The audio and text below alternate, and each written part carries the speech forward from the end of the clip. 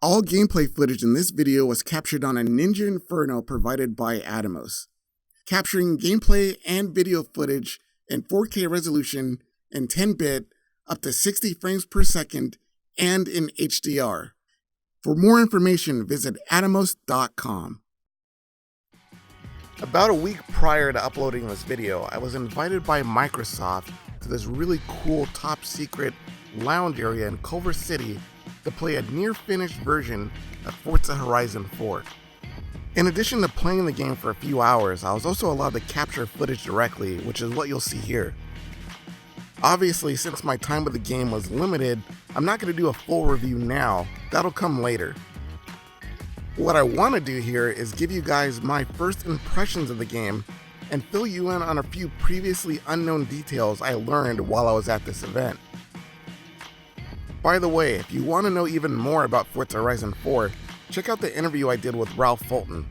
There'll be a card for it at the end of this video. The game started off with a sequence which was nearly identical to the E3 2018 demo from earlier this year.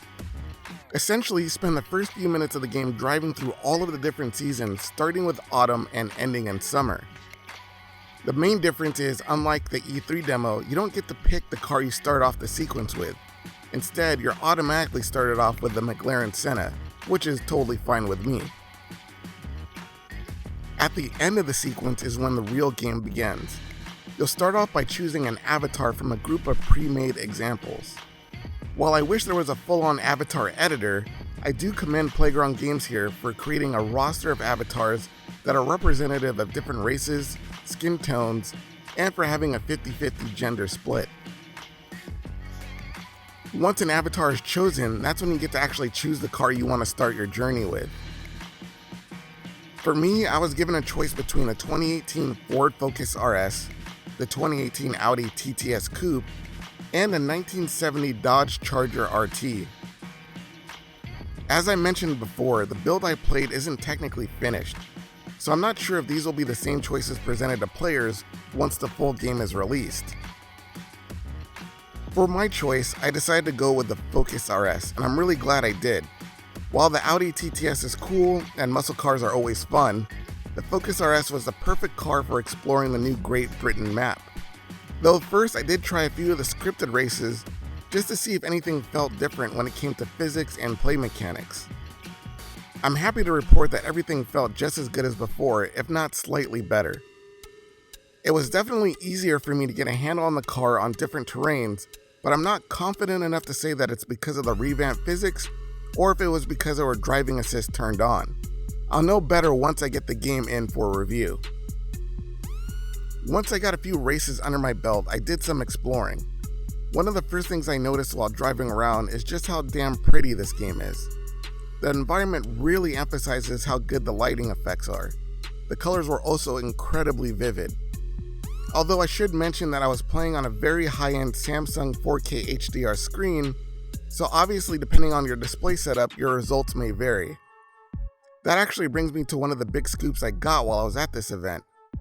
When the game was revealed at E3, it was confirmed to run in 4K resolution on Xbox One X, but the frame rate was still somewhat ambiguous. Well, while at this preview event, I received confirmation that the game's frame rate and resolution will actually be adjustable.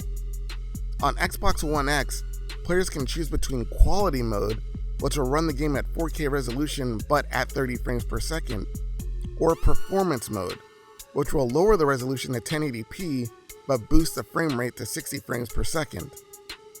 A base Xbox One or Xbox One S console will likely run the game in 1080p resolution at 30 frames a second.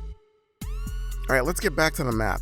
One of the first hoon-worthy spots I discovered was a rock quarry which had tons of elevation changes and massive conveyor belts that made perfect ramps if you're good enough to keep the car straight while you're on them, which I wasn't. Regardless, I was still able to have a lot of fun here as there were tons of obstacles to jump over, drift around, or just run into. I also had a lot of fun just kicking up gravel and mud too.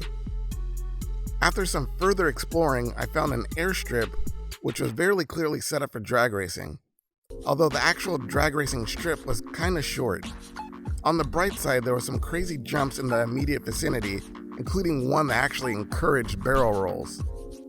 While I had a lot of fun with that jump, I was admittedly disappointed that the airfield drag strip seemed kinda short, but then I went to the beach.